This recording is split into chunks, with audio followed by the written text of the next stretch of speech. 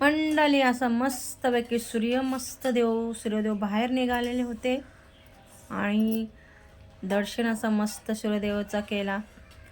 कोंबड्यांची किलबिलाट, कोंबड्याशी बाहेर मस्त चरत होती. शांत वातावरण आणि थंडगार हवा, थंडीचे वातावरण आहेत आणि आमच्या अंगणामध्ये छोटी छोटी कुत्र्यांची पिल्ले आलेली, असं क्यूट क्यूट क्यूट क्यूट दिसत होती. त्याच्यानंतर मग मी गेले वाड्यामध्ये आणि तिथे मस्त असे वासरे होती. शेण घेतला, घेऊन घरी गेली आणि असं मस्त असं घर सारवून